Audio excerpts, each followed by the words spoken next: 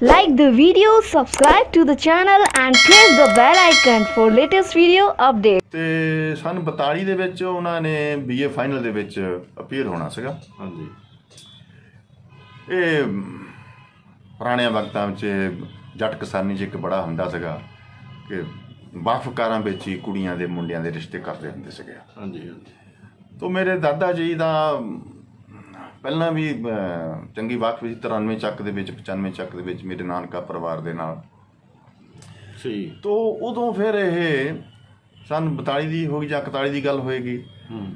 ਉਹ ਸਾਡੀ ਮਦਰ ਦਾ ਰਿਸ਼ਤਾ ਉਹ ਸਰਦਾਰ ਦਰਬਾਰ ਸਿੰਘ ਜਿਹੜੇ ਕਿ ਸਾਡੇ ਚਾਚਾ ਜੀ ਉੱਥੇ ਪੜ੍ਹਦੇ ਸੀਗੇ ਉਹਨਾਂ ਨਾਲ ਕਰ ਦਿੱਤਾ। ਆਪਸੀ ਅਰੇਂਜ ਮੈਰਿਜ ਹੋ ਗਈ। ਸਾਡੀ ਮਾਂ ਵੀ ਉਦੋਂ 16-17 ਸਾਲ ਦੀ ਕੁੜੀ ਜਵਾਨ ਹੁੰਦੀ ਸੀ ਰਿਸ਼ਤਾ ਕਰ ਦਿੰਦੇ ਹੁੰਦੇ ਸੀਗੇ। ਤੇ ਉਡੀਕ ਹੋਣ ਲੱਗ ਪਈ ਕਿ ਜਿਹੜੀ ਅਪ੍ਰੈਲ ਮਈ 'ਚ ਪੇਪਰ ਹੋ ਜਾਣਗੇ, ਗ੍ਰੈਜੂਏਸ਼ਨ ਹੋ ਜਾਏਗੀ, ਇਹਨਾਂ ਨੂੰ ਚੰਗੀ ਨੌਕਰੀ ਮਿਲ ਜਾਏਗੀ। ਮਾਂ ਵੀ ਸਾਡੀ ਸੋਚੇ ਲਵੀ ਕਿ ਮੈਂ ਇੱਕ ਪੜ੍ਹੇ ਲਿਖੇ ਵਿਅਕਤੀ ਦੀ 1941-42 ਦੇ ਵਿੱਚ ਪੜ੍ਹੇ ਲਿਖੇ ਵਿਅਕਤੀ ਦੀ ਜਨਾਨੀ ਬਣਾਂਗੀ। ਦਾਦੀ ਵੀ ਦਾਦਾ ਸਾਰਾ ਪਰਿਵਾਰ ਬੜਾ ਖੁਸ਼ ਕਿ ਸਾਡਾ ਮੁੰਡਾ ਬੜਾ ਇੰਟੈਲੀਜੈਂਟ ਆ। ਜੀ ਜੀ ਲੇਕਿਨ ਜਦੋਂ ਉਹ ਆਹ ਦਿਨ ਜਿਹੜੇ ਹੁੰਦੇ ਸੀਗੇ ਅਪ੍ਰੈਲ ਮਈ ਦੇ, ਇਹਨਾਂ ਦਿਨਾਂ ਵਿੱਚ ਅੱਜ ਵੀ ਵੈਸੇ ਟਾਈਫਾਇਡ ਫੀਵਰ ਅੱਜ ਵੀ ਉੱਦਾਂ ਹੀ ਆ। ਉਹਨਾਂ ਦਿਨਾਂ 'ਚ ਟਾਈਫਾਇਡ ਫੀਵਰ ਬਹੁਤ ਜਲਦੀ ਹੋ ਜਾਂਦਾ ਹੁੰਦਾ ਸੀਗਾ। ਤੇ ਅੱਜ ਦੀ ਤਰ੍ਹਾਂ ਕੋਈ ਐਂਟੀਬਾਇਓਟਿਕ ਤਾਂ ਹੁੰਦੀ ਨਹੀਂ ਸੀਗੀ, ਦੇਸੀ ਇਲਾਜ ਹੀ ਹੁੰਦੇ ਸੀਗੇ।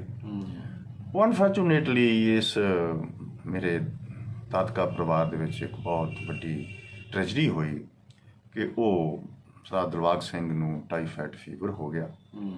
ਉਹਦਾ ਇਲਾਜ ਨਹੀਂ ਹੋ ਸਕਿਆ ਐਂਡ ਉਹ ਪੇਪਰ ਦੇ ਰਹੇ ਸੀਗੇ ਕਿ ਦੇਣੇ ਸੀਗੇ, ਉਹਦੇ ਵਿੱਚ ਹੀ ਉਹ ਬਿਮਾਰ ਪੈ ਗਏ ਐਂਡ ਪਰਮਾਤਮਾ ਨੂੰ ਪਿਆਰੇ ਹੋ ਗਏ। ਦਰਸ਼ਕੋ, ਡਾਕਟਰ ਜਸਵੀਰ ਸਿੰਘ ਦੋਸਾਂਝ ਇਹਨਾਂ ਨੇ ਇੱਕ ਨਾਵਲ ਲਿਖਿਆ ਹੈਗਾ ਜੀਵਨ ਦੀ ਖੋਜ, ਜੋ ਕਿ ਪ੍ਰੈਕਟੀਕਲੀ ਇਹਨਾਂ ਦੀ ਲਾਈਫ 'ਤੇ ਆਧਾਰਿਤ ਹੈਗਾ। ਉਸ ਸੀਰੀਜ਼ ਵਿੱਚ ਅਸੀਂ ਅੱਜ ਤੀਸਰਾ ਪ੍ਰੋਗਰਾਮ ਕਰ ਰਹੇ ਹਾਂ। ਕਿਵੇਂ ਇਹਨਾਂ ਦੇ ਗ੍ਰੈਂਡ ਪੇਰੈਂਟਸ ਪਾਕਿਸਤਾਨ ਗਏ, ਕਿਵੇਂ ਕਿਵੇਂ ਹੈਪਨਿੰਗਸ ਹੋਈਆਂ ਹੈਗੀਆਂ, ਉਹਦੇ ਵਿੱਚ ਅਸੀਂ ਡਿਟੇਲ ਵਿੱਚ ਡਿਸਕਸ ਕਰਦੇ ਹੈਗੇ। ਡਾਕਟਰ ਸਾਹਿਬ, ਸਾਡੇ ਪ੍ਰੋਗਰਾਮ ਵਿੱਚ ਬਹੁਤ ਬਹੁਤ ਸਵਾਗਤ ਹੈਗਾ। दर्शकों, आप सबके भीतर स्वैप प्रकाशमान ज्योत को मेरा प्रणाम। ਥੈਂਕ ਯੂ ਡਾਕਟਰ ਸਾਹਿਬ।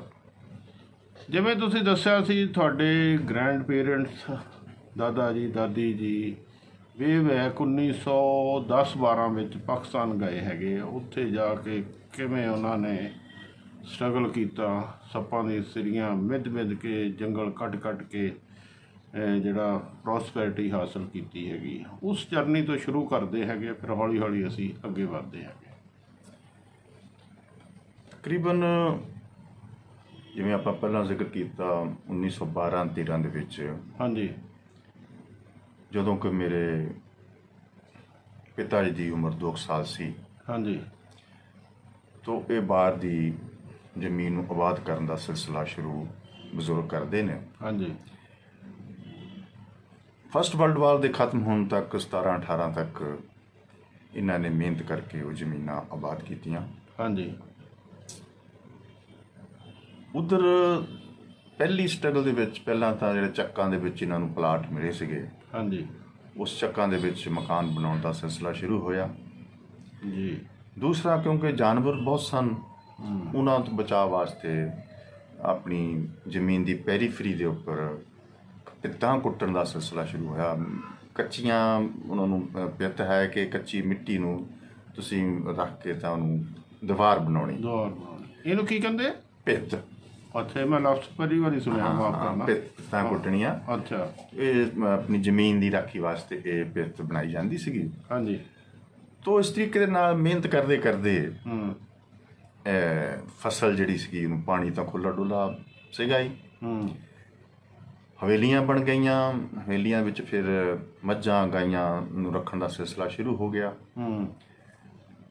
ਜਿਵੇਂ ਜਿਵੇਂ ਪ੍ਰੋਸਪੈਰਿਟੀ ਆਉਂਦੀ ਗਈ, ਉਵੇਂ ਇਹ ਵਿਕਾਸ ਹੁੰਦਾ ਗਿਆ। ਔਰ ਇਸ ਵਿਕਾਸ ਦੇ ਨਾਲ ਹੀ ਡਾਕਟਰ ਦੋਸਾਂਝ ਦੇ ਜੋ ਪਿਤਾ ਜੀ ਸਨ, ਉਹਨਾਂ ਦਾ ਨਾਮ ਸੀ ਸਰਦਾਰ ਨਿਰੰਜਨ ਸਿੰਘ। ਹਾਂਜੀ। ਹੌਲੀ ਹੌਲੀ ਫਿਰ ਉਹ ਵੱਡੇ ਹੋ ਗਏ। ਹਾਂਜੀ।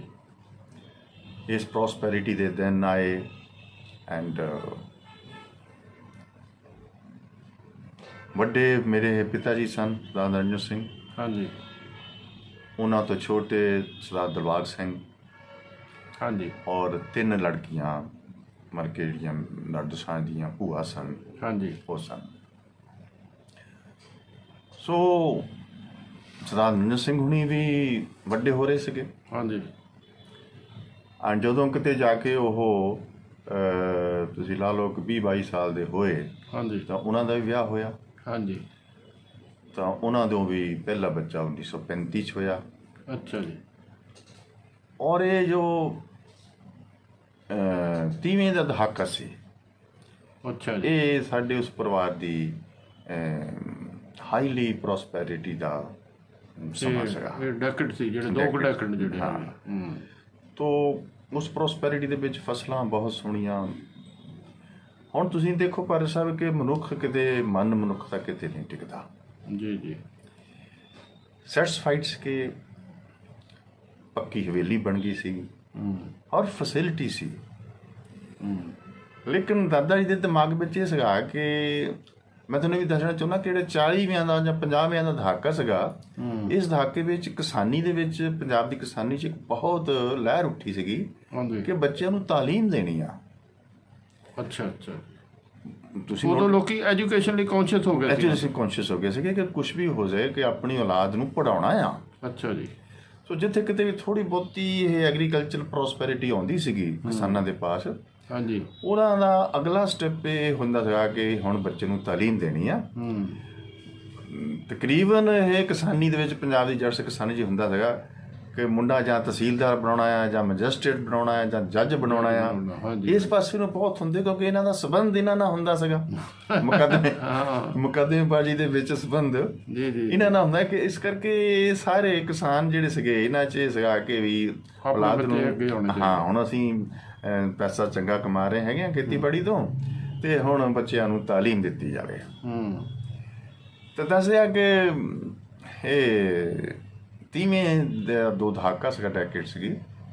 ਉਹਦੇ ਵਿੱਚ ਜਿਹੜੇ ਮੇਰੇ ਚਾਚਾ ਜੀ ਸੀਗੇ, ਹਾਂਜੀ, ਉਹਨਾਂ ਨੇ 10ਵੀਂ ਪਾਸ ਕਰਨ ਤੋਂ ਬਾਅਦ ਉਹਨਾਂ ਦੀ ਫਰਦਰ ਐਜੂਕੇਸ਼ਨ ਲਈ ਗ੍ਰੈਜੂਏਸ਼ਨ ਵਾਸਤੇ ਉਹਨਾਂ ਨੂੰ ਉੱਥੇ Lahore government college Lahore education ਦੇਣ ਲਈ ਮੇਰੇ ਦਾਦਾ ਜੀ ਨੇ 5-7 ਏਕੜ ਜ਼ਮੀਨ ਲਾਹੌਰ ਦੇ ਨਾਲ ਹੀ ਠੇਕੇ ਤੇ ਲੈ ਲਈ। ਅੱਛਾ ਜੀ। ਇੱਥੇ ਰਹਿ ਕੇ ਮੈਂ ਇਸ ਬੱਚੇ ਨੂੰ ਪੜ੍ਹਾਵਾਂਗਾ। ਹਾਂਜੀ। ਪਿਤਾ ਜੀ ਮੇਰੇ ਉਦੋਂ ਭਰ ਜਵਾਨ ਸੀਗੇ ਐਂਡ ਚੰਗੇ ਬਦਾਮ ਤੂੰ ਖਾਂਦੇ ਸੀਗੇ, ਰੈਸਲਰ ਵੀ ਸੀਗੇ, ਘੁਲਦੇ ਵੀ ਹੁੰਦੇ ਸੀਗੇ। ਹਾਂਜੀ। ਚਲੋ ਉਸ ਚੀਜ਼ ਦਾ ਆਪਾਂ ਕੱਲ੍ਹ ਹੀ ਪੈਣਾ। ਹਾਂਜੀ।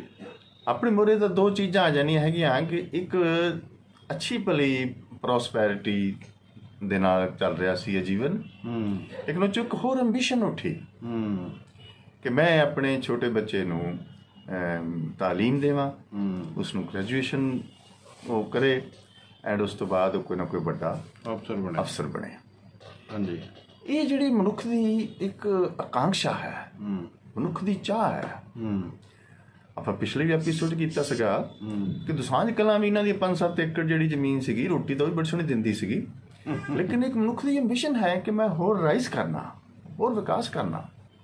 ਉਹਦੇ ਤਹਿਤ 160 ਏਕੜ ਜ਼ਮੀਨ ਬਣਾਈ ਇੱਥੇ ਜਾ ਕੇ, ਬਹੁਤ ਮਿਹਨਤ ਕੀਤੀ, ਬਹੁਤ ਪੈਸਾ ਕਮਾਇਆ, ਇਮਾਨਦਾਰੀ ਦੀ ਕਮਾਈ ਸੀ ਸਾਰੀ, ਕਿਸੇ ਪਾਸਿਓਂ ਕੋਈ ਹੇਰਾ ਫੇਰੀ ਠੱਗੀ ਠੋਰੀ ਨਹੀਂ ਸੀਗੀ। ਉਹਦੇ ਵਿੱਚ ਹੁਣ ਹੋਰ ਮਿਹਨਤ ਕਰਨ ਲੱਗੇ, ਇੱਕ ਹੋਰ ਐਂਬੀਸ਼ਨ ਉੱਠੀ ਕਿ ਇੱਕ ਬੱਚੇ ਨੂੰ ਮੈਂ ਬਣਾਵਾਂ, ਆਫਿਸਰ ਬਣਾਵਾਂ। ਐਂਬੀਸ਼ਨ ਤਾਂ ਹਰ ਕੋਈ ਇਨਸਾਨ ਕਰਦਾ, ਕਰਨੀ ਵੀ ਚਾਹੀਦੀ ਹੈ। ਬੁਰਾਈ ਵੀ ਕੀ ਹੈ ਡਾਕਟਰ ਸਾਹਿਬ ਇਹਦੇ ਵਿੱਚ? ਨਹੀਂ, ਬੁਰਾਈ ਤਾਂ ਇਹਦੇ ਵਿੱਚ ਕੋਈ ਨਹੀਂ ਹੈ। ਹਾਂਜੀ। ਹੁਣ ਦੇਖੋ ਆਪਾਂ ਫਿਰ ਵਾਪਸ ਉੱਥੇ ਟੌਪਿਕ ਤੇ ਆ ਜਾਂਦੇ ਹੈਗੇ ਆ। ਹਾਂਜੀ। ਇਹ ਪਿਛਲੀ ਵਾਰ ਆਪਾਂ ਗੱਲਬਾਤ ਸੈਂਟੈਂਸ ਲਿਆ ਸੀਗਾ ਕਲਚਰਲ ਕੰਡੀਸ਼ਨਿੰਗ। ਹਾਂਜੀ ਹਾਂਜੀ। ਇਹ ਮਨੁੱਖ ਦੇ ਵੱਸ ਦਾ ਗੱਲ ਨਹੀਂ। ਹਾਂ ਬਿਲਕੁਲ। ਕਿਉਂਕਿ ਹਰ ਮਨੁੱਖ ਨੂੰ ਉਹਦੇ ਮਾਂ-ਬਾਪ ਉਸੇ ਤਰੀਕੇ ਨਾਲ ਹੀ ਕੰਡੀਸ਼ਨ ਕਰਦੇ ਨੇ, ਮੋਲਡ ਕਰਦੇ ਨੇ, ਸੰਸਕਾਰ ਦਿੰਦੇ ਨੇ ਜਿਨ੍ਹਾਂ ਤੋਂ ਉਹ ਆਪ ਜਾਣੂ ਹੁੰਦੇ ਆ।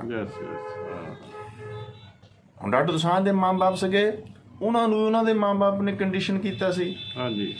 ਹੁਣ ਇਹ ਨਾ ਇਸ ਮਾਂ-ਬਾਪ ਨੂੰ ਕਿਸੇ ਹੋਰ ਰਸਤੇ ਦਾ, ਕਿਸੇ ਹੋਰ ਪਹਿਲੂ ਦਾ ਪਤਾ ਨਹੀਂ ਗਾ, ਉਹ ਵੀ ਆਪਣੀ ਔਲਾਦ ਨੂੰ ਇਸ ਤਰੀਕੇ ਨਾਲ ਕੰਡੀਸ਼ਨ ਕਰ ਰਹੇ ਹੈਗੇ ਆ ਹਾਂਜੀ ਕਿ ਤੁਸੀਂ ਆਹ ਬਣਨਾ, ਤੁਸੀਂ ਆਹ ਬਣਨਾ, ਤੁਸੀਂ ਆਹ ਬਣਨਾ। ਠੀਕ ਠੀਕ। ਇਹ ਤਾਂ ਬਹੁਤ ਜਗ੍ਹਾ ਕਿਤੇ ਤੁਸੀਂ ਸਭ ਤੋਂ ਪਹਿਲਾਂ ਮੈਨੂੰ ਸਵਾਲ ਪੁੱਟ ਕੀਤਾ ਸੀਗਾ ਕਿ ਡਾਕਟਰ ਸਾਹਿਬ ਤੁਹਾਨੂੰ ਕੀ ਲੋੜ ਪੈ ਗਈ ਹੈ ਜੀਵਨ ਦੀ ਖੋਜ ਕਰਨ ਦੀ। ਹਾਂ ਇਹ ਪੁੱਛਿਆ ਸੀ। ਹਾਂਜੀ ਇਹ ਜਿਹੜਾ ਇੱਕ ਸਵਾਲ ਹੈ ਇਹ ਬਹੁਤ ਰੇਅਰਲੀ ਕਿਸੇ ਮਨੁੱਖ ਦੇ, ਜਿੱਦਾਂ ਮੈਂ ਬਹੁਤ ਰਿਗਾਰਡ ਕਰਦਾ। ਹਾਂਜੀ ਹਾਂਜੀ। You are very rare person ਜਿਹਨੇ ਕਿ ਇਹ ਸਵਾਲ ਪੁੱਟ ਕੀਤਾ ਕਿ ਤੁਹਾਨੂੰ ਸਭ ਕੁਝ ਹੁੰਦੇ ਹੋਏ ਵੀ ਇਹ ਜੀਵਨ ਦੀ ਖੋਜ ਕਰਨ ਦੀ ਲੋੜ ਕੀ ਪੈ ਗਈ। ਹਾਂਜੀ ਹਾਂਜੀ ਹਾਂਜੀ। ਐਂਡ ਬੇਸਿਕਲੀ ਭਾਰਤ ਸਾਹਿਬ ਇਹੀ ਇੱਕ ਮੋਸਟ ਇੰਪੋਰਟੈਂਟ ਕੁਐਸਚਨ ਹੈ ਠੀਕ ਠੀਕ। ਜਿਹਦੇ ਵਿੱਚੋਂ ਹੁਣ ਅਸੀਂ ਜੋ ਕੁਝ ਵੀ ਕਰ ਰਹੇ ਹਾਂ, ਆਪਾਂ ਸਾਰੇ, ਤੁਸੀਂ, ਅਸੀਂ ਐਂਡ ਮੇਰੀ ਫੈਮਿਲੀ ਜੋ ਕੁਝ ਵੀ ਕਰ ਰਹੇ ਸੀ ਉਹ ਸਾਰੇ ਦਾ ਸਾਰਾ ਬਾਹਰ ਨੁਕਤਾ ਤੱਕ ਸੀਮਿਤ ਸੀ। ਹਾਂਜੀ ਹਾਂਜੀ। ਆਬਜੈਕਟਿਵਲੀ ਕਨਫਾਈਨਡ ਅਸੀਂ ਸਾਰੀ ਦੀ ਸਾਰੀ, ਮਟੀਰੀਅਲੀ ਕਨਫਾਈਨਡ ਪਦਾਰਥ ਤੱਕ ਸੀਮਿਤ ਇਹ ਸਾਡੀ ਸਾਰੀ ਸੰਸਕਾਰਤ ਕੀਤੀ ਹੋਈ ਢਾਲੀ ਹੋਈ ਦੌੜ ਸੀ। ਹਾਂਜੀ। ਜਿਸ ਵਿਸ਼ੇ ਨੂੰ ਤੁਸੀਂ ਛੇੜਿਆ ਕਿ ਜੀਵਨ ਦੀ ਖੋਜ ਦੀ ਜ਼ਰੂਰਤ ਕੀ ਪੈ ਗਈ, ਹਾਂਜੀ, ਇਹਦੇ ਪ੍ਰਤੀ ਕੋਈ ਵਿਚਾਰ ਹੀ ਨਹੀਂ ਕਰਦਾ। ਜਿਹੜਾ ਜੀਵਨ ਦਾ ਦੂਸਰਾ ਪਹਿਲੂ ਹੈ, ਜਿਹੜਾ ਇੱਕ ਛਿਪਨ ਪਹਿਲੂ ਹੈ, ਇਨਵਿਜ਼ੀਬਲ ਅੰਤਰਮੁਖੀ ਪਹਿਲੂ ਹੈ, ਇਸ ਜੀਵਨ ਦੀ ਜੋ ਸਬਜੈਕਟਿਵ ਫੈਨੋਮਨਾ ਹੈ ਉਹਦਾ ਤਾਂ ਸਾਨੂੰ ਪਤਾ ਹੀ ਨਹੀਂ। ਮਨੁੱਖ ਦੀ ਐਡੀ ਵੱਡੀ ਟ੍ਰੈਜਡੀ ਹੈਗੀ ਆ ਕਿ ਉਹ ਸਮਝਦਾ ਹੈਗਾ ਕਿ ਇੱਕੋ ਹੀ ਪਹਿਲੂ ਦੇ ਨਾਲ ਇਸ ਜੀਵਨ ਦੇ ਵਿੱਚ ਮੈਨੂੰ ਸ਼ਾਂਤੀ ਮਿਲ ਜਾਏਗੀ। ਅੱਜ ਆਪਾਂ ਇੱਕ ਲਫ਼ਜ਼ ਹੋਰ ਵਰਤਾਂਗੇ, ਸ਼ਾਂਤੀ।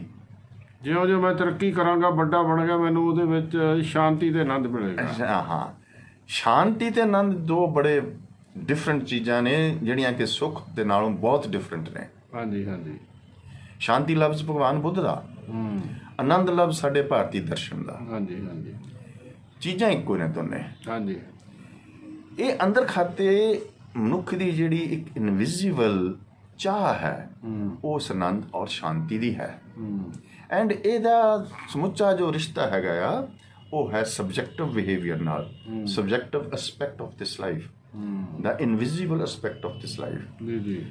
ਅਸੀਂ ਇਸ ਜੀਵਨ ਨੂੰ ਸਿਰਫ ਤੇ ਸਿਰਫ ਜੋ ਬਾਹਰਮੁਖੀ ਵਰਤਾਰਾ ਹੈ, ਜੋ ਮਟੀਰੀਅਲੀ ਓਰੀਐਂਟਡ ਵਰਲਡ ਹੈ, ਉਹਦੇ ਤੇ ਜ਼ਿਆਦਾ ਧਿਆਨ ਦਿੰਦੇ ਹੈਗੇ।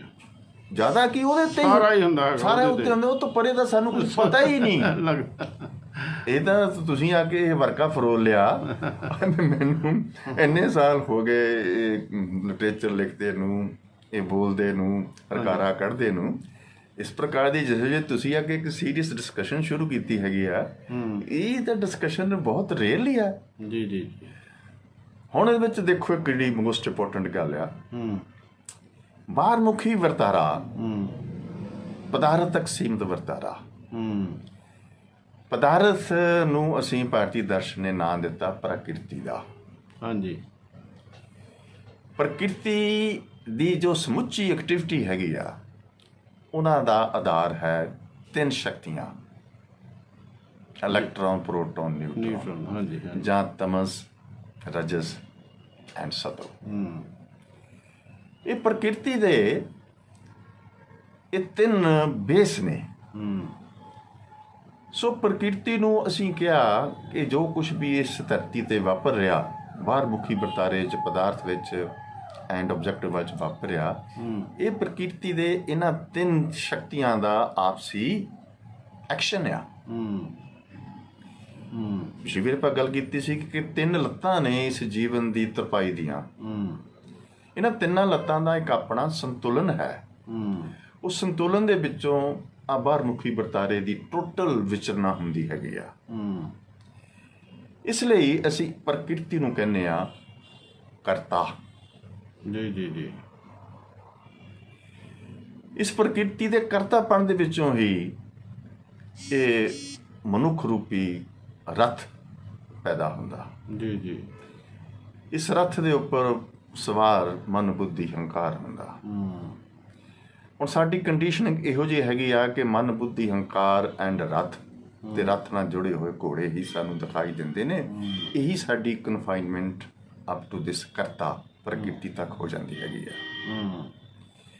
ਲੇਕਿਨ ਇਸ ਰੱਥ ਦਾ ਇੱਕ ਕੋਚਵਾਨ ਵੀ ਹੈ, ਇਸ ਰੱਥ ਨੂੰ ਚਲਾਉਣ ਵਾਲੀ ਵੀ ਇੱਕ ਸ਼ਕਤੀ ਹੈ। ਜਿਸ ਨੂੰ ਆਪਾਂ ਪਿਛਲੀ ਵਾਰ ਸਾਰਥੀ ਕਿਹਾ ਸੀ। ਜੀਵਨ ਦੀ ਖੋਜ ਉਹ ਸਾਰਥੀ ਦੀ ਖੋਜ ਹੈ। ਜੀ ਜੀ ਜੀ। ਕਿਉਂ ਸਾਰਥੀ ਦੀ ਖੋਜ ਹੈ? ਕਿਉਂਕਿ ਜਿਸ ਤਰੀਕੇ ਦੇ ਨਾਲ ਇਹ ਤਿੰਨ ਤੱਤ ਐਂਡ ਪ੍ਰਕਿਰਤੀ ਕਰਤਾ ਨੇ ਸਾਰੀ ਦੀ ਸਾਰੀ ਬਾਹਰਮੁਖੀ ਵਰਤਾਰੇ ਦੇ, ਇਸੇ ਤਰੀਕੇ ਨਾਲ ਹੀ ਉਹ ਜਿਹੜੀ ਸ਼ਕਤੀ ਹੈ ਜਿਹੜੀ ਕਿ ਵਾਗਾਂ ਸਾਂਭੀ ਬੈਠੀ ਹੈ, ਇਹਨਾਂ ਸਭ ਨੂੰ ਸ਼ਕਤੀ ਦਿੰਦੀ ਹੈ, ਜਿਹਨੂੰ ਅਸੀਂ ਸਾਰਥੀ ਕਹਿੰਦੇ ਆ, ਉਹਨੂੰ ਅਸੀਂ ਦ੍ਰਸ਼ਟਾ ਵੀ ਕਹਿੰਦੇ ਆ ਜੀ। ਸੋ ਸਾਰਥੀ ਹੈ ਦ੍ਰਸ਼ਟਾ, ਇਨਵਿਜ਼ੀਬਲ ਕੌਨਸ਼ੀਅਸਨੈਸ, ਸਬਜੈਕਟਿਵ ਫੀਨੋਮਨਾ, ਅੰਤਰਮੁਖੀ ਦੁਨੀਆ, ਪ੍ਰਕਿਰਤੀ ਦੇ ਤੱਤ, ਉਹਨੂੰ ਅਸੀਂ ਨਾਂ ਦਿੱਤਾ ਕਰਤਾ। ਸੋ ਇਹ ਕਰਤਾ ਤੇ ਦ੍ਰਸ਼ਟਾ ਇਹ ਦੋ ਚੀਜ਼ਾਂ ਦਾ ਇੱਕ ਸੰਤੁਲਨ ਆ। ਪਹਿਲਾਂ ਤਾਂ ਸੰਤੁਲਨ ਜਿਹੜੀ ਪ੍ਰਕਿਰਤੀ ਨੂੰ ਚਲਾ ਰਹੇ ਉਹ ਤਿੰਨ ਤੱਤ ਨੇ, ਉਹਨਾਂ ਦਾ ਸੰਤੁਲਨ ਹੈ। ਮਨੁੱਖ ਚਾਹੇ ਫਿਜ਼ੀਕਲੀ ਦੁਖੀ ਹੈ ਚਾਹੇ ਮੈਂਟਲੀ ਦੁਖੀ ਹੈ, ਐਂਗੁਸ਼ ਹੈ ਨਾ, ਜਿਸ ਨੂੰ ਅਸੀਂ ਐਂਗੁਸ਼ ਕਿਹਾ, ਮਿਜ਼ਰੀਜ਼ ਐਂਡ ਫਰਸਟ੍ਰੇਸ਼ਨ ਕਿਹਾ, ਦੁੱਖ ਕਿਹਾ, ਵੇਦਨਾ ਕਿਹਾ, ਉਹਨਾਂ ਦੀ ਜੋ ਬੁਨਿਆਦ ਹੈ ਉਹ ਹੈ ਕਿ ਇਹ ਰਜ ਤਮ ਤੇ ਸਤ ਦਾ ਇੰਬੈਲੈਂਸ। ਬਿਲਕੁਲ ਠੀਕ ਹੈ। ਜਦੋਂ ਇੰਬੈਲੈਂਸ ਹੋ ਜਾਂਦੇ ਨੇ ਤਾਂ ਸਾਡੀ ਜੀਵਨ ਡਿਸਟਰਬ ਹੋ ਜਾਂਦਾ ਹੈਗਾ।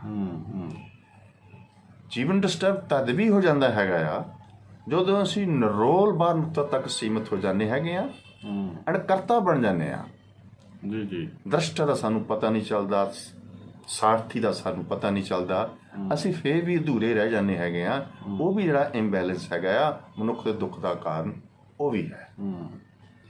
ਇੱਥੇ ਮੈਂ ਤੁਹਾਨੂੰ ਭਾਈ ਸਾਹਿਬ ਇੱਕ ਹੋਰ ਚੀਜ਼ ਦੱਸਣੀ ਚਾਹਾਂਗਾ। ਹਾਂਜੀ।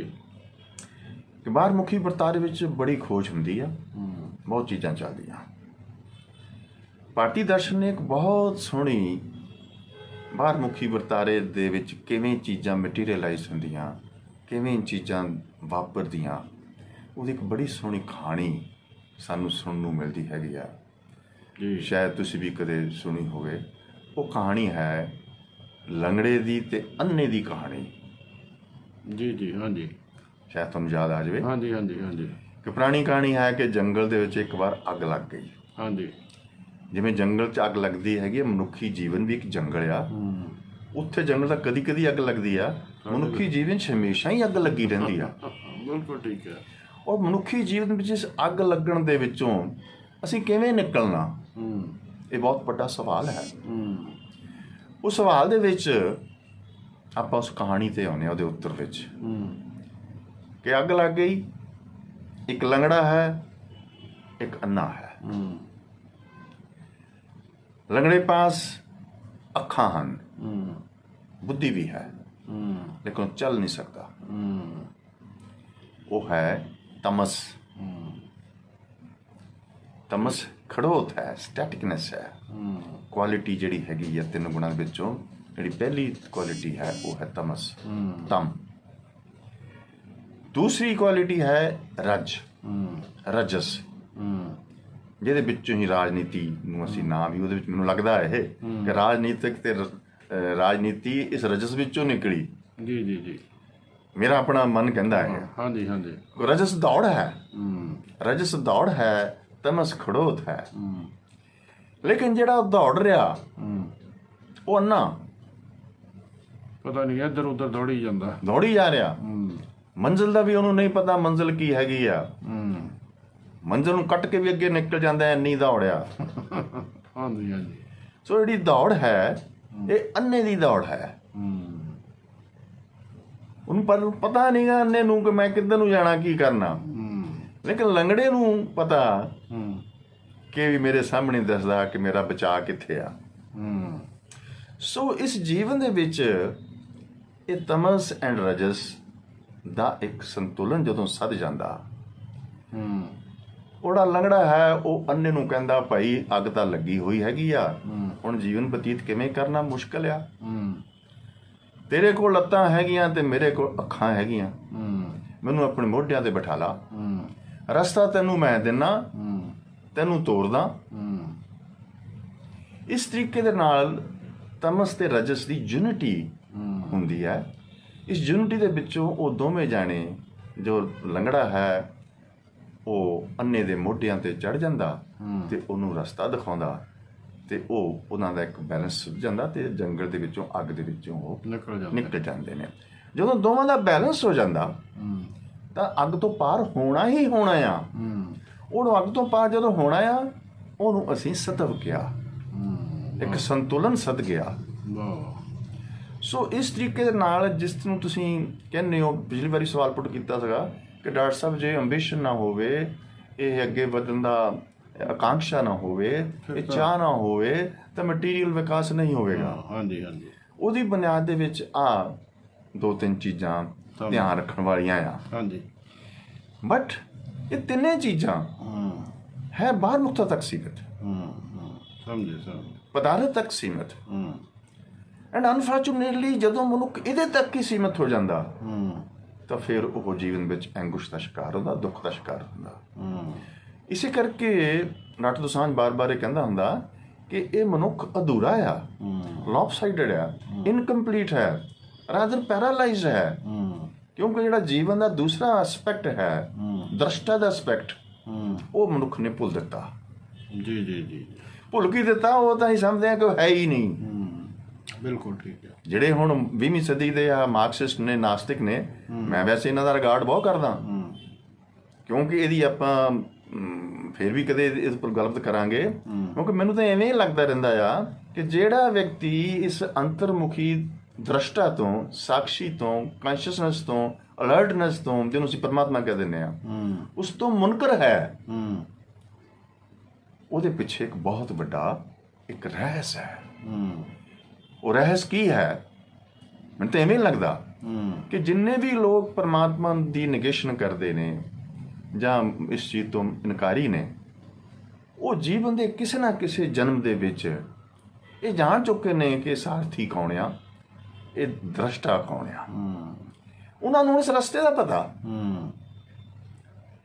ਜੇ ਤੁਹਾਡੇ ਪਾਸ ਸਮਾਂ ਹੈਗਾ ਤਾਂ ਮੈਂ ਇੱਕ ਅੱਧਾ ਮਿੰਟ ਹੋਰ ਲਵਾਂਗਾ। ਨਹੀਂ ਲਓ, ਹਾਂ 4-5 ਮਿੰਟ। ਮੈਨੂੰ ਯਾਦ ਆ ਗਈ ਇੱਥੇ ਚੱਲਦੇ ਚੱਲਦੇ, ਹਾਂਜੀ, ਰਵਿੰਦਰਨਾਥ ਟੈਗੋਰ ਦਾ ਗੀਤ ਹੈ, ਹਾਂਜੀ, ਸਤਿਗੁਰੂ ਓਸ਼ੋ ਨੇ ਉਸ ਗੀਤ ਨੂੰ ਬਹੁਤ ਵਾਰ ਮੈਂਸ਼ਨ ਕੀਤਾ, ਹਾਂਜੀ, ਐਂਡ ਉਹ ਮੈਂਸ਼ਨ ਕਰਨਾ ਹੀ ਬਣਦਾ ਕਿਉਂਕਿ ਉਹਦਾ ਸਬੰਧ ਆਪਣਾ ਜਿਹੜਾ ਆਹ ਹੁਣ ਗੱਲਬਾਤ ਹੈਗੀ ਆ ਕਿ ਨਾਸਤਿਕ ਵਿਅਕਤੀ ਪਰਮਾਤਮਾ ਨੂੰ ਕਿਉਂ ਨਹੀਂ ਮੰਨਦਾ, ਉਹ ਕਿਉਂ ਸਿੱਧ ਕਰਨ ਲੱਗਾ ਹੋਇਆ ਕਿ ਗਧੇ ਦੇ ਸਿੰਘ ਨਹੀਂ ਹਨ। ਨਹੀਂ ਹਨ, ਸਿੱਧ ਕੀਤਿਆਂ ਤਾਂ ਨਹੀਂ ਹੋਣੇ, ਨਹੀਂ ਆ, ਸਾਹਮਣੇ ਦੇਖਦਾ ਗਧੇ ਦੇ ਸਿੰਘ ਨਹੀਂ ਹੈਗੇ। ਇਸੇ ਤਰੀਕੇ ਨਾਲ ਹੀ ਪਰਮਾਤਮਾ ਹੈ, ਉਹਨੂੰ ਸਿੱਧ ਕਰਨ ਦੀ ਲੋੜ ਹੀ ਨਹੀਂ ਕਿ ਕੋਈ ਨਹੀਂ ਹੈ। ਪਰ ਜਿਹੜੇ ਸਿੱਧ ਕਰ ਰਹੇ ਨੇ ਉਹਨਾਂ ਦੀ ਪ੍ਰੋਬਲਮ ਕੀ ਆ? ਉਹਨਾਂ ਦੀ ਪ੍ਰੋਬਲਮ ਦੇ ਵਿੱਚ ਮੈਨੂੰ ਯਾਦ ਆ ਗਿਆ ਰਵਿੰਦਰਨਾਥ ਟੈਗੋਰ ਦਾ ਉਹ ਗੀਤ। ਪਿਛਲੀ ਵਾਰ ਤੁਸੀਂ ਮੈਨੂੰ ਸਵਾਲ ਪੁੱਟ ਕੀਤਾ ਸੀਗਾ ਕਿ ਤੁਹਾਨੂੰ ਜੀਵਨ ਦੇ ਵਿੱਚ ਕੋਈ ਰਾਈਟਰ, ਕੋਈ ਲੇਖਕ, ਕੋਈ ਕੋਮਲ ਕਲਾਕਾਰ ਲੱਭਾ ਜਿਹੜਾ ਕਿਤੇ ਪਹੁੰਚਿਆ ਹੋਵੇ, ਜਿਹੜਾ ਕਿ ਇਸ ਪ੍ਰਕਾਰ ਇੱਕ ਸੰਤੁਲਿਤ ਵਿਅਕਤੀ ਹੋ ਕੇ ਰਿਸ਼ੀ ਦੀ ਤਰ੍ਹਾਂ ਭਗਵਾਨ ਨੂੰ ਅਸੀਂ ਆਖ ਸਕੀਏ। ਹਾਂਜੀ ਜੀ ਜੀ। ਤੋ ਇਹ 20ਵੀਂ ਸਦੀ ਦੇ ਵਿੱਚ ਪਹਿਲਾ ਜੋ ਵਿਅਕਤੀ ਹੈ ਰਾਈਟਰ ਜਾਂ ਕਹਿ ਲਈਏ ਕੋਮਲ ਕਲਾਕਾਰ, ਉਹ ਹੈ ਰਵਿੰਦਰਨਾਥ ਟੈਗੋਰ। ਰਵਿੰਦਰਨਾਥ ਟੈਗੋਰ ਕਿਸੇ ਸੂਰਤ ਵਿੱਚ ਵੀ ਉਪਨਿਸ਼ਦਾਂ ਦੇ ਰਿਸ਼ੀ ਤੋਂ ਘੱਟ ਨਹੀਂ। ਬਿਲਕੁਲ ਠੀਕ ਆ। ਹਾਂ, ਉਹਦਾ ਗੀਤ ਪਹਿਲਾਂ ਆਪਾਂ ਕਰ ਲਈਏ, ਬਾਕੀ ਗੱਲਬਾਤ ਹੋਰ ਬਾਅਦ ਚ ਕਰਾਂਗੇ। ਟੈਗੋਰ ਸਾਹਿਬ ਦਾ ਗੀਤ ਹੈਗਾ ਕਿ ਮੈਂ ਸਾਰੀ ਜ਼ਿੰਦਗੀ ਉਸ ਦ੍ਰਿਸ਼ਟਾ ਦੀ ਭਾਲ ਵਿੱਚ ਰਿਹਾ, ਉਸ ਨੂੰ ਲੱਭਦਾ ਰਿਹਾ। ਬੜੇ ਪਾਪੜ ਵੇਲੇ, ਬੜੇ ਯੋਗ, ਪ੍ਰਾਣਾਯਾਮ, ਧਿਆਨ, ਗੀਤ ਗਾ, ਪੇਂਟਿੰਗ ਕਰ, ਬੜਾ ਕੁਛ ਕੀਤਾ, ਭਗਤੀ ਕਰ। ਅਖੀਰ ਤੇ ਕਰਦੇ ਕਤਰਦੇ ਬੜੇ ਕਹਿੰਦੇ ਮੈਂ ਬੁੱਧ ਪੁਰਸ਼ਾਂ ਪਾਸ ਗਿਆ, ਸਾਧੂ ਸੰਤਾਂ ਪਾਸ ਗਿਆ, ਰਿਸ਼ੀਆਂ ਮੁਨੀਆਂ ਪਾਸ ਗਿਆ। ਅਖੀਰ ਤੇ ਮਿਹਨਤ ਕਰਦੇ ਕਰਦੇ ਮੈਨੂੰ ਉਹਦਾ ਰਸਤਾ ਮਿਲ ਗਿਆ। ਮੈਂ ਜਦ ਰਸਤਾ ਮਿਲਿਆ ਤੇ ਮੈਨੂੰ ਉਸ ਗਲੀ ਦਾ ਪਤਾ ਚੱਲ ਗਿਆ ਜਿਸ ਗਲੀ ਉਹ ਰਹਿੰਦਾ। ਤੇ ਰਵਿੰਦਰਨਾਥ ਲਿਖਦੇ ਨੇ ਕਿ ਮੈਂ ਉਸ ਗਲੀ 'ਚ ਪ੍ਰਵੇਸ਼ ਕੀਤਾ, ਮੈਨੂੰ ਪਤਾ ਚੱਲ ਗਿਆ ਕਿ ਆਹ ਮਕਾਨ ਉਹਦਾ ਆ।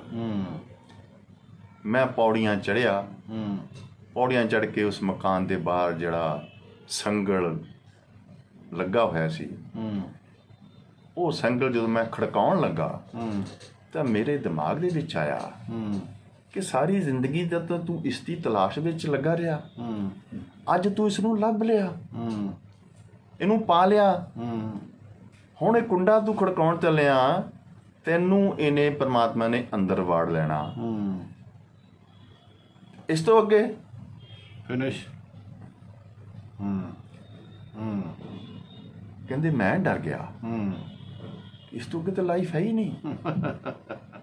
ਮੇਰੇ ਹੰਕਾਰ ਨੂੰ ਇਹ ਲੱਗਾ ਹੂੰ ਇਹ ਤਾਂ ਖਤਮ ਹੋ ਜਾਏਗਾ। ਹਾਂ ਬਿਲਕੁਲ ਠੀਕ। ਇਹ ਬਾਹਰ ਮੁਖੀ ਵਰਤਾਰਾ ਜਿਹ 'ਚ ਮੈਂ ਨਹੀਂ ਦੌੜ ਕੀਤੀ ਹੈਗੀ ਆ, ਬੇਸ਼ੱਕ ਦੁੱਖ ਸੀ, ਲੇਕਿਨ ਇਹ ਦੁੱਖ ਵਿੱਚੋਂ ਮੈਂ ਬੜਾ ਆਨੰਦ ਲਿਆ। ਹੂੰ ਇੱਕ ਜਿਵੇਸ਼ਨਾ ਸੀ ਹੂੰ ਇਸ ਦੌੜ 'ਚ, ਕਿ ਜਿਵੇਸ਼ਨਾ ਸੀ ਕੁਝ ਪ੍ਰਾਪਤ ਕਰਨਾ। ਹੂੰ ਜੇ ਹੁਣ ਪ੍ਰਾਪਤ ਹੋ ਗਿਆ ਤਾਂ ਜੀਵਨ ਖਤਮ ਹੋ ਗਿਆ। ਹੂੰ ਕਹਿੰਦੇ ਮੈਂ ਡਰ ਗਿਆ। ਹੂੰ ਮੈਂ ਡਰ ਕੇ ਉੱਥੇ ਹੀ ਕੁੰਡਾ ਛੱਡ ਦਿੱਤਾ, ਜੁੱਤੀਆਂ ਉਤਾਰ ਲਈਆਂ ਹੂੰ ਤੇ ਪੁੱਠੇ ਪੈਰੀਂ ਮੈਂ ਵਾਪਸ ਆ ਗਿਆ। ਹਾਂ ਵਾਪਸ ਆ ਕੇ ਫਿਰ ਮੈਂ ਦਵੀੜ ਵੱਟੀ। ਹੂੰ ਆ ਕੇ ਫਿਰ ਮੈਂ ਸਮਾਜ 'ਚ ਪੁੱਛਣਾ ਵੀ ਉਹ ਕਿੱਥੇ ਆ, ਹੂੰ ਉਹ ਹੈ ਵੀ ਕਿ ਨਹੀਂ ਹੈ। ਮੈਨੂੰ ਪਤਾ ਉਹ ਕਿੱਥੇ ਆ, ਮੈਨੂੰ ਰਸਤੇ ਦਾ ਹੀ ਪਤਾ। ਵਾਹ ਵਾਹ ਵਾਹ ਲੇਕਿਨ ਮੈਂ ਇੱਕ ਜਿਵੇਸ਼ਨਾ ਹੋਰ ਆਪਣੀ ਇਸ ਹੰਕਾਰ ਨੂੰ ਜੀਵਤ ਰੱਖਣ ਵਾਸਤੇ ਵਾਹ ਇੱਕ ਜਿਵੇਸ਼ਨਾ ਪੈਦਾ ਕਰ ਲਈ। ਮੈਂ ਅੱਜ ਵੀ ਲੋਕਾਂ ਨੂੰ ਪੁੱਛ ਰਿਹਾ ਹੂੰ ਉਹ ਹੈ ਕਿ ਨਹੀਂ ਹੈ। ਕੀ ਬਾਤ, ਬਹੁਤ ਬਹੁਤ ਇਹ ਅੱਛੀ। ਭਾਰਤ ਸਾਹਿਬ, ਮੈਂ ਤਾਂ ਤੁਹਾਨੂੰ ਇਹ ਕਹਾਣੀ ਸੁਣਾਈ। ਹੂੰ ਇਹ ਜਿੰਨੇ ਸਾਡੇ ਮਾਰਕਸਿਸਟ ਲੋਕ ਨੇ, ਹੂੰ western country science and technology ਤੱਕ ਬੱਝੇ ਹੋਏ ਨਾਸਤਿਕ ਲੋਕ ਨੇ, ਹੂੰ ਰੈਸ਼ਨਿਸਟ ਲੋਕ ਨੇ, ਹੂੰ ਜਿਹੜੇ ਸਾਬਤ ਕਰਨ ਤੁਰੇ ਹੋਏ ਨੇ ਕਿ ਪਰਮਾਤਮਾ ਨਹੀਂ ਹੈ। ਮੈਨੂੰ ਤਾਂ ਕਈ ਵਾਰ ਇਦਾਂ ਲੱਗਦਾ ਹੁੰਦਾ ਇਹ ਕਿਤੇ ਰਵਿੰਦਰਾ ਨਾਥ ਦੀ ਤਰ੍ਹਾਂ ਉਸ ਦਰਵਾਜ਼ੇ ਦੇ ਦਰਸ਼ਨ ਤੇ ਨਹੀਂ ਕਰ ਰਹੇ। ਹੂੰ ਇੰਨਾ ਜੋ ਇਹਨਾਂ 'ਚ ਡਰ ਪੈ ਗਿਆ ਕਿ ਸਾਡੀ ਚੀਜ਼ ਆ ਖਤਮ ਹੋ ਜਾਏਗੀ, ਮੈਨੂੰ ਤਾਂ ਐਵੇਂ ਲੱਗਣ ਡਿਆ। ਜਾਂ ਹੋ ਸਕਦਾ ਗਲੀ ਤੋਂ ਵਾਪਸ ਆ ਗਏ ਹੋਣੇ ਹੈਗੇ। ਨਹੀਂ, ਪਤਾ ਹੈ ਦੈਟ ਇਜ਼ ਵਾਈ ਮੈਨੂੰ ਇੱਕ ਵਿਅਕਤੀ ਨੇ ਹੋਰ ਵੀ ਸਵਾਲ ਪੁੱਟ ਕੀਤਾ ਸੀਗਾ ਹਾਂਜੀ। ਕਿ ਤੁਹਾਡੀ ਹਰਕਾਰੇ ਦੀ ਹਰ ਸੰਪਾਦਕੀ ਤੁਸੀਂ ਅਪੀਲ ਕਰਦੇ ਹੋ, appeal to the intellectuals of the society, ਬੁੱਧੀਜੀਵੀਆਂ ਦੇ ਉੱਪਰ ਤੁਸੀਂ ਇਤਨੀ ਟੇਕ ਰੱਖੀ ਹੋਈ ਹੈਗੀ ਆ ਕਿ ਬੁੱਧੀਜੀਵੀ ਹੀ ਹੈ ਜਿਹੜਾ ਕਿ ਇਸ ਦ੍ਰਿਸ਼ਟਾ ਨੂੰ ਲੱਭ ਸਕਦਾ ਹੈਗਾ, ਸਾਖੀ ਨੂੰ ਲੱਭ ਸਕਦਾ ਹੈਗਾ ਆ। ਬਟ ਜਿਹੜਾ ਨਾਸਤਿਕ ਆ ਇਹ ਬੁੱਧੀਜੀਵੀ ਆ। ਮੈਨੂੰ ਤਾਂ ਐਵੇਂ ਲੱਗਦਾ ਕਿ ਇਹ ਰਵਿੰਦਰ ਨਾਥ ਦੀ ਤਰ੍ਹਾਂ ਉਸ ਗਲੀ, ਉਸ ਦਰਵਾਜ਼ੇ ਦਾ ਕੁੰਡਾ ਖੜਕਾਉਣ ਚੱਲ ਲੱਗਾ ਸੀਗਾ, ਡਰ ਗਿਆ ਐਂਡ ਵਾਪਸ ਆ ਗਿਆ। ਅੱਜ ਥੋੜਾ ਜਿਹਾ ਵੀ ਜਾਗ ਜਾਵੇ ਤਾਂ ਇਹ ਸਾਰਥੀ ਇਹਨੂੰ ਮਿਲ ਜਾਏਗਾ। ਇੱਕ 2-3 ਮਿੰਟ ਸਾਡੇ ਰਹਿ ਗਏ ਹੈਗੇ ਆ। ਹਾਂਜੀ, ਜਦੋਂ ਗਵਰਨਮੈਂਟ ਕਾਲਜ ਲਾਹੌਰ ਪਹੁੰਚੇ ਜਿਨ੍ਹਾਂ ਨੇ ਤੁਹਾਡੇ ਗ੍ਰੈਂਡਫਾਦਰ ਨੇ, ਉਹ ਵਾਲਾ ਇਨਸੀਡੈਂਸ ਵਿੱਚ ਕਰ ਦਿਓ ਕਿਵੇਂ ਕਿਵੇਂ ਹੋਇਆ ਹੈਗਾ।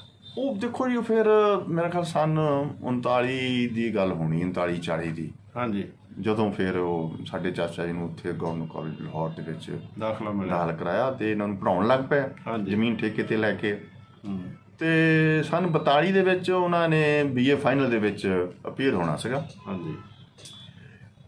ਇਹ ਪੁਰਾਣਿਆਂ ਵਕਤਾਂ ਵਿੱਚ ਜੱਟ ਕਿਸਾਨੀ 'ਚ ਇੱਕ ਬੜਾ ਹੁੰਦਾ ਸੀਗਾ ਕਿ ਵਾਫਕਾਰਾਂ ਵਿੱਚ ਹੀ ਕੁੜੀਆਂ ਦੇ ਮੁੰਡਿਆਂ ਦੇ ਰਿਸ਼ਤੇ ਕਰਦੇ ਹੁੰਦੇ ਸੀਗੇ। ਹਾਂਜੀ ਹਾਂਜੀ।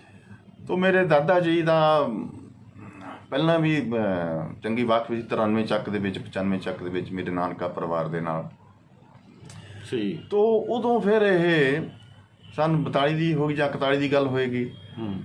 ਉਹ ਸਾਡੀ ਮਦਰ ਦਾ ਰਿਸ਼ਤਾ ਉਹ ਸਰਦਾਰ ਦਰਬਾਰ ਸਿੰਘ ਜਿਹੜੇ ਕਿ ਸਾਡੇ ਚਾਚਾ ਜੀ ਉੱਥੇ ਪੜ੍ਹਦੇ ਸੀਗੇ ਉਹਨਾਂ ਨਾਲ ਕਰ ਦਿੱਤਾ। ਆਪਸੀ ਅਰੇਂਜ ਮੈਰਿਜ ਹੋ ਗਈ। ਸਾਡੀ ਮਾਂ ਵੀ ਉਦੋਂ 16-17 ਸਾਲ ਦੀ ਕੁੜੀ ਜਵਾਨ ਹੁੰਦੀ ਸੀ, ਰਿਸ਼ਤਾ ਕਰ ਦਿੰਦੇ ਸੀਗੇ। ਤੇ ਉਡੀਕ ਹੋਣ ਲੱਗ ਪਈ ਕਿ ਜੀ ਅਪ੍ਰੈਲ ਮਈ 'ਚ ਪੇਪਰ ਹੋ ਜਾਣਗੇ, ਗ੍ਰੈਜੂਏਸ਼ਨ ਹੋ ਜਾਏਗੀ, ਇਹਨਾਂ ਨੂੰ ਚੰਗੀ ਨੌਕਰੀ ਮਿਲ ਜਾਏਗੀ। ਮਾਂ ਵੀ ਸਾਡੀ ਸੋਚੇ ਲਵੀ ਕਿ ਮੈਂ ਇੱਕ ਪੜ੍ਹੇ ਲਿਖੇ ਵਿਅਕਤੀ ਦੀ 1941-42 ਦੇ ਵਿੱਚ ਪੜ੍ਹੇ ਲਿਖੇ ਵਿਅਕਤੀ ਦੀ ਜਨਾਨੀ ਬਣਾਂਗੀ। ਦਾਦੀ ਵੀ, ਦਾਦਾ, ਸਾਰਾ ਪਰਿਵਾਰ ਬੜਾ ਖੁਸ਼ ਕਿ ਸਾਡਾ ਮੁੰਡਾ ਬੜਾ ਇੰਟੈਲੀਜੈਂਟ ਆ। ਜੀ ਜੀ। ਲੇਕਿਨ ਜਦੋਂ ਉਹ ਆਹ ਦਿਨ ਜਿਹੜੇ ਹੁੰਦੇ ਸੀਗੇ ਅਪ੍ਰੈਲ ਮਈ ਦੇ, ਇਹਨਾਂ ਦਿਨਾਂ ਵਿੱਚ ਅੱਜ ਵੀ ਵੈਸੇ ਟਾਈਫਾਇਡ ਫੀਵਰ ਅੱਜ ਵੀ ਉੱਦਾਂ ਹੀ ਆ।